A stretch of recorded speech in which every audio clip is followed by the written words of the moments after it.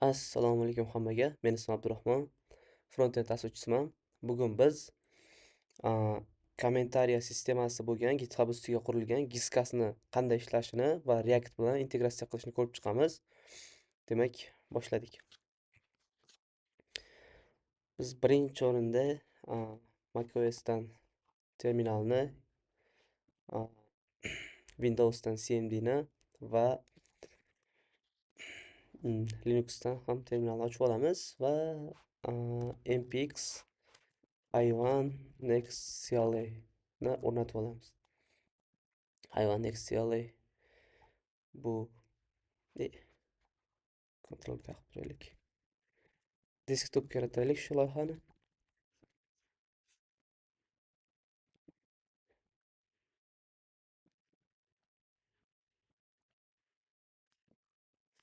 Demak, mana bizda yaratyapti. Nomi hayvon application bo'lsin. TypeScriptdan foydalanamiz. ESLint turaversin. Tailwinddan foydalanamiz. Kodlarni source folderga joylashtiramiz. Uploaderdan foydalanamiz. Next dev uchun TurboPackdan foydalanmaymiz. Shart emas. Next Intel bizga hozircha kerak. Va uchala til ham kerak. Standart til bizda ingliz tili bo'lsin va unutmoqda. Qotib qolmadim. Demak, mana bizda yaratyapti.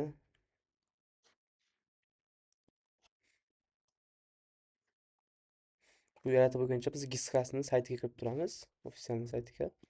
Demak, bu giskas.app yoki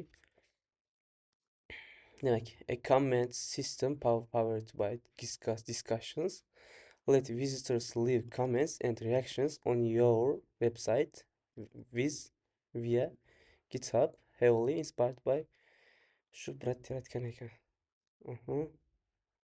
Demak, open source, no tracking, no ads, always free. No database needed. All data is stored in GitHub discussions. Agar meni boshqa YouTube kontentlarni ko'radigan bo'lsanglar, men doim shu tekin databasedan foydalanishni qo'llab-quvvatlayman. Demak, o'zimni 2005.uz veb-saytimda ham Notion integratsiyasi orqali ishlab chiqqanman. Bu yerda misol uchun bu hamma bloklarim o'sha Notionda turadi. Mana server side komponent bo'lgani uchun yuklanishda sal muammo bor. Mana biz hozir mana shuni ko'rib chiqamiz Giskas. Birinchi videoni maqsadi, content maqsadini biz shunaqa qilishimiz kerak edi. Qanday ishlashini bo'lishini ko'rsatishimiz kerak edi. Men videoning yarmida o'rtasida ko'rsatyapman. Demak, mana shunaqa komment yozish uchun qilib chiqaman. Misol uchun ko'radigan bo'lsak, mana bizda discussion bor. Got questions IDs. Discussionga men kommentlar yozgan odamlar, bu yerda misol uchun sizlar istagan do'stinglar bo'ladi. Misol uchun hello deb turib yoki buni kattada yozsanglar bo'ladi. Hello preview qiladigan bo'lsak, mana bizda kattada. Xuddi shunaqa yoziladi. Misol uchun mana hello deydigan bo'lsak, bizda mana nuqtalik bo'lib tushyapti. Demak, biz shunaqa komment yozish uchun, saytlarimizga komment qilish uchun Giskasni ishlatishni o'rganamiz va bu agar sizlarga shu so'raganlar uchun chiqarib beryapman. Kelajakda o'zbekcha kontent ham bo'lib turadi. Juda oson, ingliz tilini bilganlar uchun. Ingliz tilini bilmasangiz, davay ko'rib chiqamiz. Demak, bizda til, ingliz tili, o'zbekcha ham bor ekan. Really? Konfiguratsiyasida o'zbekcha ham bor ekan. Hech kim qiziqib ko'rmabdi-da. Ana shuni ko'rib turib, mana shuni tashlaganman-da men. Qilib bering, video qilib bering deganlarga mana shuni tashlaganman, mana shu yerdan qilinadi. Qilsa bo'lar ekan o'zbekcha deb. Demak, ko'rib chiqamiz. Demak, repositoriyni kiriting deyapti. Repositoriy. Demak, biz buni ko'rib chiqaylik. Buni balkim endi kirib kelayotganlar qilolmaydi baribir. Demak, GitHubga kiramiz biz. GitHubda biz yangi anov yaratib olamiz. Repositoriy. Omborxona in o'zbek. Ochgancha ko'p ketib qolam deyman-da. Internetim sal qotyapti. Mana shu yerdan bosaylik. Mana. Endi ochdi. Davay. Biz yangi repositoriy yaratib olamiz. Bu Giskas uchun. Mana bizda install qildik. chopildi. Shatsiyani ishlatmaymiz biz. Shat emas. Endi cd i1 app clear code to here. Mana bizga tiniq Next.js proyekt initialize qilib berdi bizga. I1 CL. Demak, biz repository nomini nima deymiz? For YouTube, just discuss that честно это discuss, just discuss app. Public qilamiz, create repository. Meni ko'rib chiqamiz, qayerga nima qilamiz.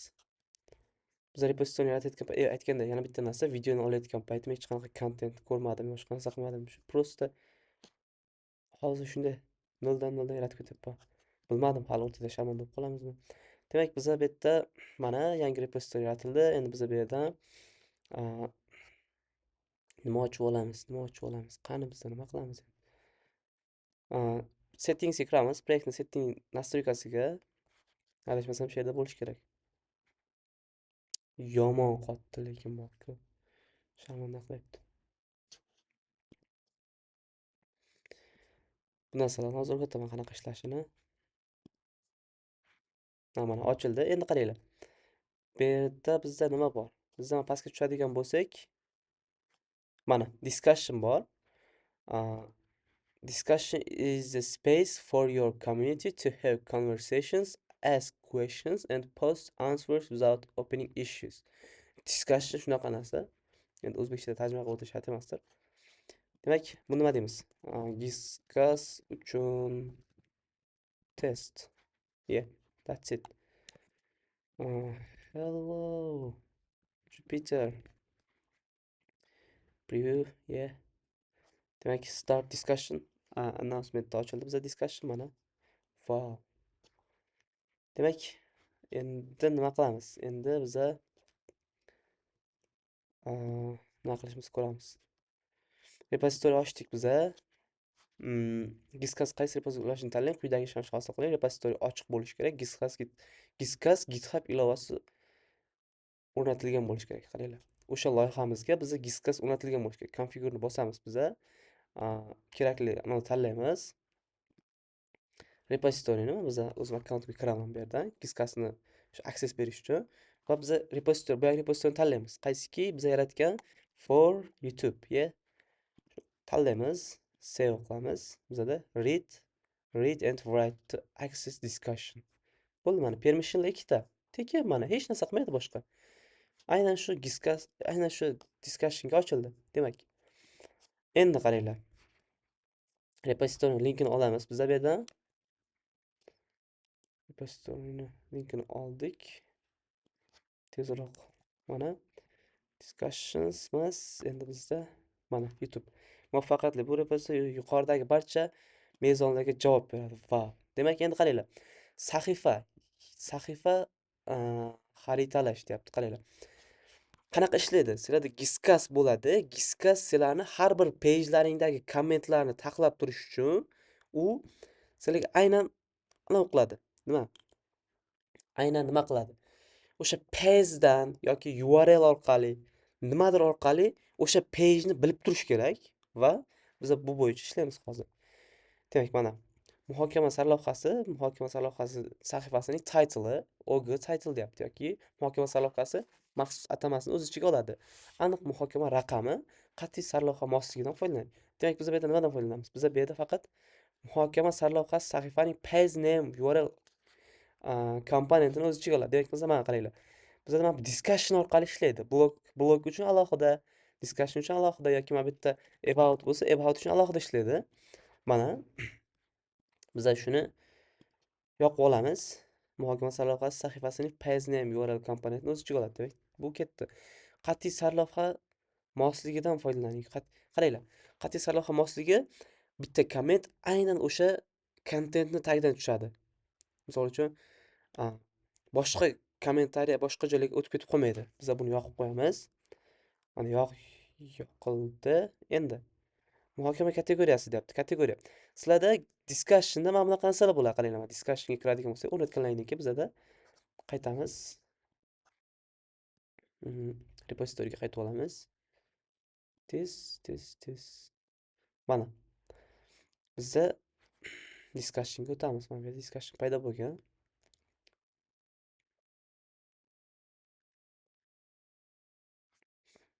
Ochib o'rgancha hanga o'qtirsak. Qaranglar. Nima deyapti? Bizda nima deyapti? Muhokama kategoriyasi. Mana bular o'sha discussionda bo'ladigan narsalarda mana qaranglar. Mana kategoriyasi. Muhokama kategoriyasi bizda announcement bo'lsin. Announcement. General announcement bo'lsin va faqat bu kategoriyadagi muhokamalarni qidiring. Faqat shu kategoriyada muhokamalar qidiradi. Boshqa kategoriya bo'yicha aylanmaydi. Demak, biz bu bo'yicha ketamiz. Xususiyatlar. Xususiyatlar asosiy xabar uchun reaksiyalarni yoqing. Muhokama meta ma'lumotlarini yuboring.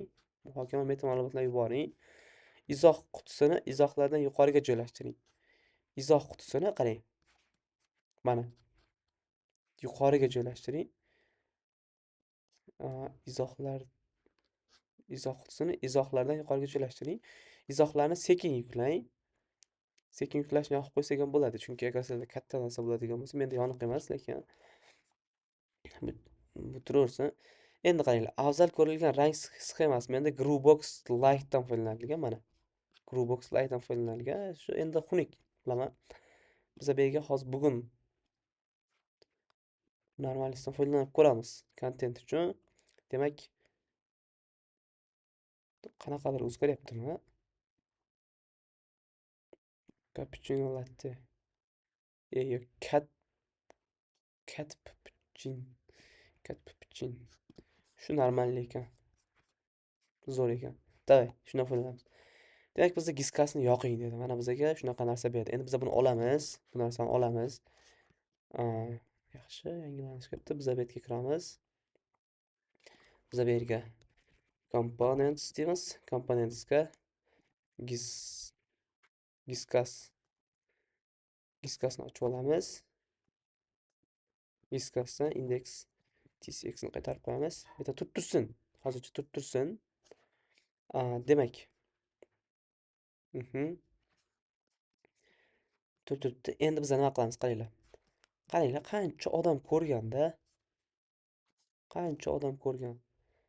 Biz O'zbekistonda hali 1-2 kishida ko'rdim. Boshqa hech kim ishlatmagan bu narsani. Dunyo bo'yicha. Endi qaranglar. Endi biza buni React'da foydalanishimiz kerak. React'da foydalanishimiz uchun biza yangi men o'zimni o'sha loyihamni qaysi pekajda ishlatganimni olib kelib olaman. Qaysi pekajda ishlatganman? Clear cd by1 code to here. Wow. As well. Code to here. Fuh.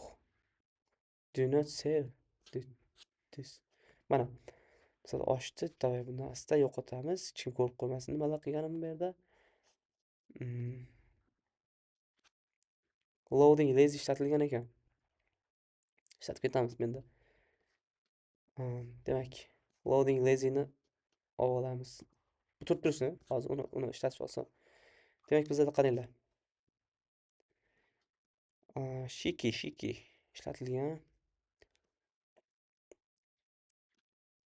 Qani giskas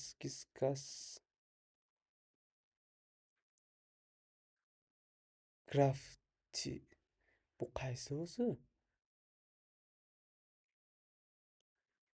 Mana giskas react bu bitta. Giskasni izlab ko'ramiz yana. Boshqa yo'q. Giskas react bo'ldi. Shu react komponent degani ham bo'lmasmidi? Mayli, giskas react. Shuni o'rgatamiz mana. Buni biz kopировать qilamiz. Asosiy tvoy. Va hamma qator npm install giskas react. That's it. Bu endi bizga kerak emas. Demak, biz giskas reactni qidiramiz. npm install giskas react va bundan qanaqa foydalanish bo'yicha ko'rib chiqamiz tasdiqlar. Component library GitHubda ham bor ekan. Sizda buni chuk chop olamiz, mana bu yerdan ko'ramiz. Demak, import giskas from giskas react. Okay, all right, not a problem. We will do it. Anyway, yangi yaratib turib, betga qo'yib turib, install formatter, what demak, import Giscas, yeah, we need it, and export default function Giscas component, yeah, return, return, sure, yeah, for real. Endi bu narsamizni olib kelamiz. Loading lazy yoniq ekan. Qaranglar. Sizlar boya tanlayotgan paytimiz mana bu yerda qaranglar. Qani edi? Mana. Buni yoqib olish kerak ekan. Sekin yuklang deganda bu kerak ekan. Shu qotmaslik uchun-da. Demak, return hey yo. Kim meni dasturchi deydi deyman. Demak, bizga nima qaytarsin? Bizga giskas qaytarsin. Giskas va bu o'z ichiga bularni olsin va chik. chik. Endi biz joylashib chiqamiz. Qaranglar, bizga nima kerak? Mana bu yerda bitta. Ey. Mana. Source bizga shart emas. Mana repository bu. Qani repository. Put it to here. Mana bu ID. Repo ID. Yeah. Announcement. Announcement turibdi. Dick. DIC. Sorry about it. Ichidan keyin bizada mana bitta yo'q. Demak, mapping specific deyapti bizada. Qarang, mapping specific bizda specific emas, bizda mapping path name bo'lsin. Data strict 1. Welcome to GitHub components. Misol uchun Giscas. Bu istagan narsa yozsanglar bo'ladi bitta. Reaction enabled yeah, bir turibdi. Data reaction enabled. Data strict. Demak, bizga nima kerak? Reaction emit data input position top yeah, XAML light. XAML light emas bizda. XAML nima dedik? Cappuccino. Mana cappuccino late. Late or latte? Latte, sorry about it. And language bizda o'zbekcha ham bor ekan-ku, nimaga shundan foydalanmadim? Chunki men inglizman-ku, O'zbekiston o'zbekcha gapirish hatto ingliz bilan hazillashdim. Demak, mana bizga MPX hayvon bizga shuncha narsani o'rnatib berdi. Endi biza main page'ga kelamiz. Main page'dan bu narsani chopib olamiz deganing, bitta div ochib olamiz. Chuk. Bo'ldi. Boshqa hech narsa kerak emas bizga. Til ham kerak emas ekan o'zi asli. Mana, qaranglar. Biz diskasini olib kelamiz. That's it. Misol uchun, qaranglar, mana bu yerga anaqa qilib qo'ysanglar bo'ladi. Misol uchun, disabled testlarda misol uchun false deyishlaring mumkin yoki true deyishlaring mumkin. Bu yerga kelasizlar, mana bu yerdan sizlar disabled degan narsa olasizlar. Va false. Mana. Default analysis values false bo'lsin bizada. Endi nima deymiz? If disabled, return null. Yeah. Disabled true bo'lishi mumkin, false bo'lishi mumkin, istaganda ishlatasizlar. Bizda false bo'lib tursin hozir. Endi qaranglar. Giscas component endi npm run dev qilamiz. Clear npm run dev. That's it. There is no any other problem if I'm not mistaken. Localhost 3000.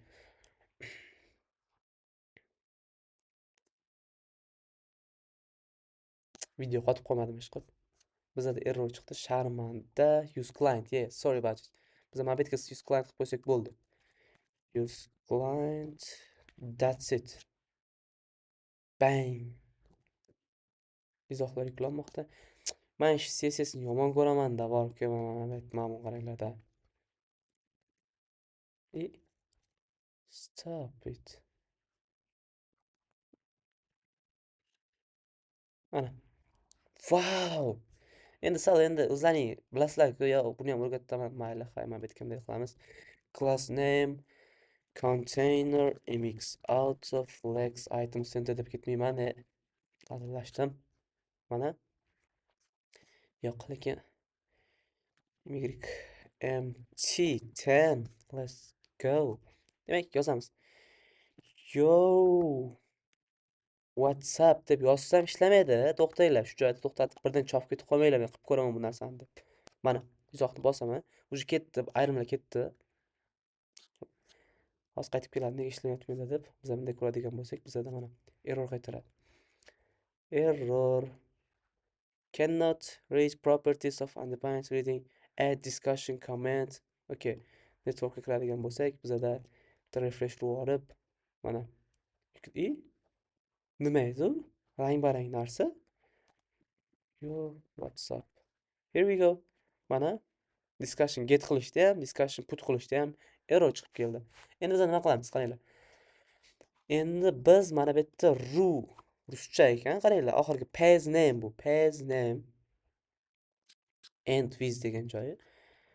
Endi biz o'sha Giscas'ni implementatsiya qilgan repositoriga kelamiz. Bu yerga kelamizda new discussion deb bosamiz. New discussiondan biza boya Giscas'dan announcement tanlaganmiz. Announcementdan get started qilamiz va title ga biz aynan o'sha kerakli page name ni qo'yamiz.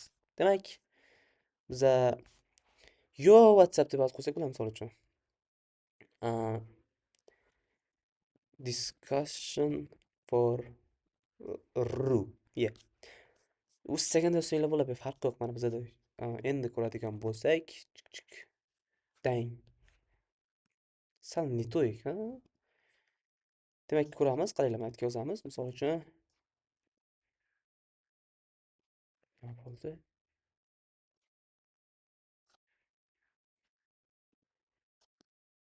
Qo'rqib ketibman. Hello. Davay, izohni qoldiramiz va bizada izoh qoldi. Bo'ldi. Eng yangi mana. Qanday chiroyli, qaranglar. Bizada borku, odamlar o'ziga qotib qolmaganmi ishqib. Bizada odamlar o'ziga loyiha qilmay, proyekt qilmasdan turib, men junior, men middle, men unaqa, bunaqa dedida, qayda bir notanish o'quv markaziga turib chiqib, ishga topshirmoqchi bo'ladi. Lekin mana shunaqa kontentlar boshqa narsalardan ko'rib qiziqish bo'lmaydi. Bilaman, bu YouTube bu kontent ham hech kim ko'rmasa kerak, lekin kelajakda u kim ko'rib qolar. Bu bo'yicha o'sha React bo'yicha, React'ni, o'sha Giscas'ni React'ga implementatsiyasi bo'yicha, integration bo'yicha kontent yo'q ekan. Integratsiyasi o'zbekcha gapiraylik. Yo'q ekan. Mana men shuni o'zbekchasini chiqardim. Endi qaranglar.